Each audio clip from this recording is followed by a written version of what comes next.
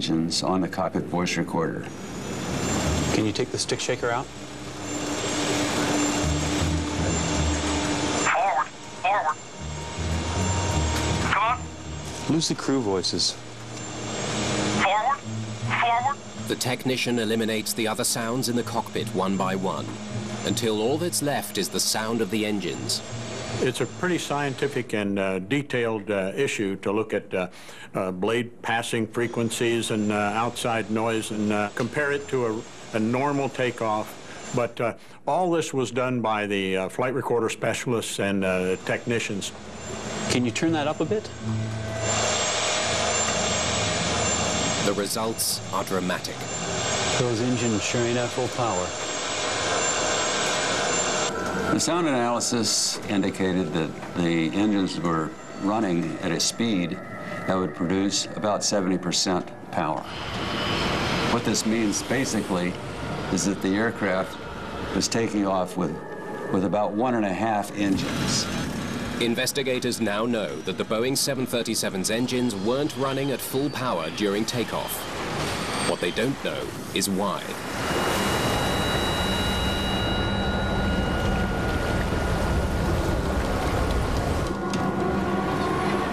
A key piece of wreckage may hold the answer.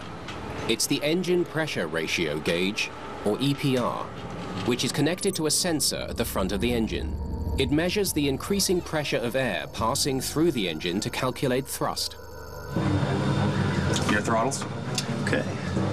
The gauge tells pilots when they have enough power to climb. If it was malfunctioning, it might have given the crew a faulty reading. It's a real-time physical indicator of thrust. The first officer had doubts about the EPR gauge. God, look at that thing. That don't seem right, does it? But the captain made the mistake of focusing only on his speed. Yes, it is. There's 80. Well, maybe it is right. A close examination of the EPR gauge reveals something strange. Can't be right. The needle of the gauge is frozen in its final position, and it's displaying an impossible reading. They indicated the engines were producing more power than the engines were capable of producing. That was a huge red flag. Your throttles? It now seems likely that the gauge was showing the wrong reading throughout the short flight. The question is, why? Pilots were seeing more power than they were getting, so what would have caused that? Here. Investigators begin to suspect that the weather may have played a role in the accident after all. They focus on the EPR sensor at the front of the engine. If the tiny sensor was blocked with ice and snow, it might have sent incorrect data to the cockpit. I think we're going to need another plane. McAdle has no hard evidence that the sensor was blocked, but he decides to follow a hunch. I got a hold of another 737 because I already suspected the engine pressure ratio gauges. He uses a piece of tape to simulate the effect of ice blocking the engine sensor. He recreates the actions of the pilots on the day of the flight. Okay, start her up. And he records the sound of the engines from inside the cockpit. Keep throttling up. He increases power until the engine gauges match the target set by the crew of Flight 90. Got it. Let's see if I'm on the right track. Blocking the sensors on the test flight should create the same reduction in engine performance as on Flight 90. Both engines should sound identical. Okay, let's see what we've got.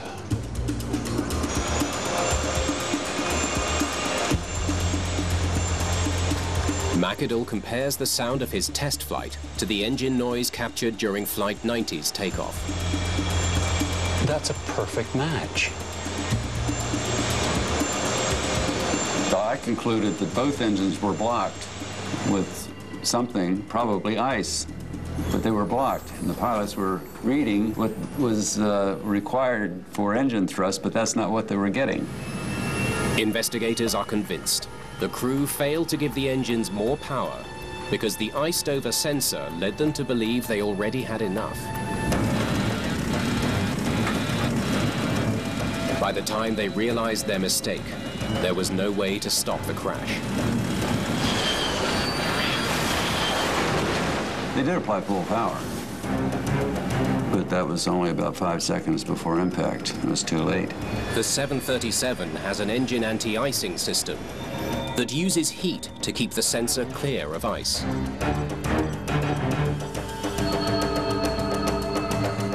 Stabilizer trim set at 5.3. Set. EPR all the way to 204. Set. Anti-ice. Off. Ladies and gentlemen, we've just been cleared on the runway for takeoff. Unbelievable. Flight attendants, please. One of the worst snowstorms, and they have their anti-ice turned off. The investigators found that to be astounding, that they had replied to anti-ice, engine anti-ice, with a rote answer of off, and that both people accepted that. It seems the two Florida-based pilots were following their usual warm weather routine. Off. They were in the Florida mindset. They weren't in the cold weather scenario mindset at that moment when that call out and reply were made in the cockpit. But McAdoo still has a question. A 737 is designed to take off with just one working engine. Even with the reduced power, Flight 90 should have been able to get off the ground. There was still a problem because the aircraft was designed to take off with one engine after it reaches a certain speed, which it did. So there had to be something besides the engine power. Investigators study the pilot's records. They learn Captain Wheaton has a history of mistakes. What have we here? Captain Wheaton. Look at all the unsatisfactories. He's been reported more than once for failing to follow procedures, especially during takeoffs and landings. Unsatisfactory adherence to regulations, checklist usage, pre-flight, unsatisfactory flight procedures, unsatisfactory. The captain's history of poor decision-making helps explain his unusual maneuver on the taxiway. What they really did was get some warm air on a part of the leading edge of the wing, and any snow that was clinging to it ran back as water and refroze as ice. Did they get yours? Can you see your wingtip? I got a little bit on mine. A little? This wing's got about 1/4 to 1/2 inch on it all the way. Consequently, they did a lot more harm to their aircraft. Investigators believe the ice on the wings degraded the plane's performance only slightly. When combined with low engine power, though, it was enough to rob the pilots of the lift they needed to climb. The only remaining question: why was the crew willing to take such a dangerous risk?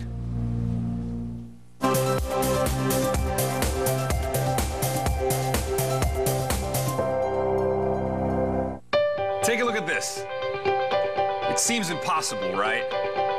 You can't always believe your eyes. They can trick you. And that's pretty much what Brain Games is all about. 脑力大挑战第2季，每星期3晚上9点，国家地理频道。 It's been a while since we were de-iced. Tell you what, my windshield will be de-iced. Don't know about my wing. Investigators believe the inexperienced pilots may have underestimated the dangers they were facing. They were Florida. Neither pilot was real used to flying in snow or, wintertime conditions. Well, all we really need is the inside of the wings anyway. The wingtips are going to shuck all that other stuff. The captain had, I think it was 8 takeoffs in that kind of weather.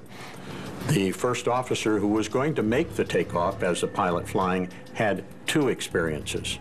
So regarding the ability of the flight crew to understand all the ramifications of the existing environmental conditions, they were literally unqualified.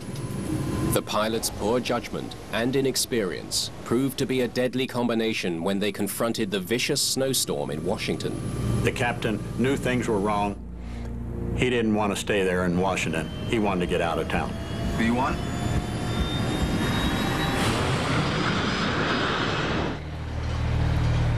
The NTSB's John McAdoo has uncovered the precise sequence of errors that led to the fatal crash. Your throttles? Okay. Pettit begins pushing the thrust levers forward, aiming for the target of 2.04 EPR. Because the EPR sensors are blocked with ice, the gauge shoots up quickly and gives the crew a false reading.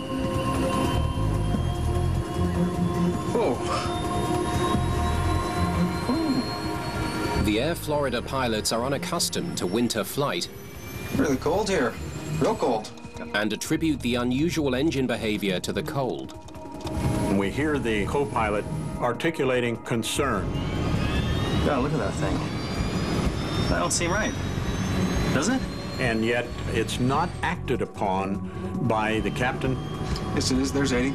The captain should probably have said, hey, wait a minute, let's abort this takeoff and let's figure out what's wrong with these engines. B1?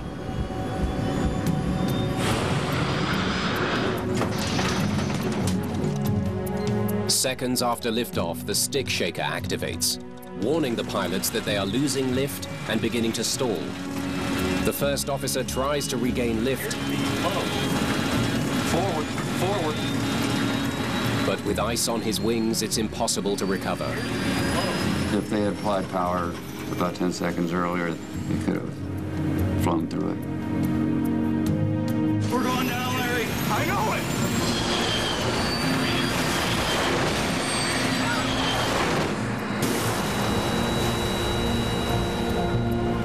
it. The accident occurred because of accumulation of numerous decisions that were made by this particular flight crew. It became apparent that whoever was flying that airplane wasn't doing it properly, and I knew that halfway down that runway. And I thought, what a shame, because we're all going to get killed. And most of us did.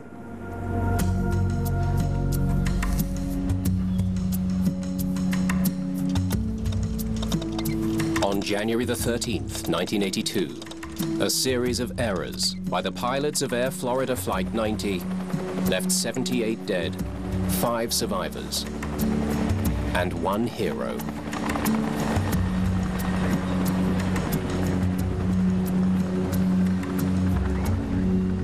For his brave rescue of Priscilla Tirado, Lenny Skutnik is honored during President Ronald Reagan's State of the Union address and is given a standing ovation from Congress.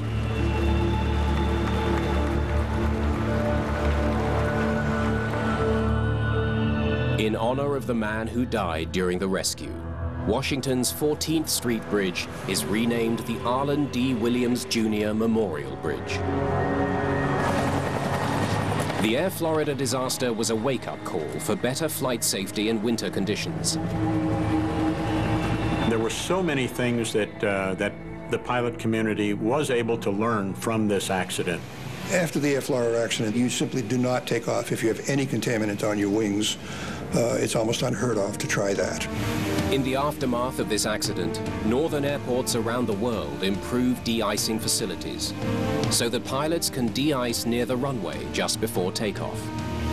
Powerful technology now clears runways faster, helping airports avoid long delays after a heavy snowfall. Today we've got this new multi-function equipment that's got brooms and blowers and plows all in one big $1 million piece of equipment. Since the Air Florida disaster, pilots and regulators better understand the risk of winter flight. Unfortunately, it took the Air Florida accident to bring a lot of focus on this issue. Icing has been with us since Lindbergh, who iced up as he went across the Atlantic, and it will continue to be with us as we proceed in the future.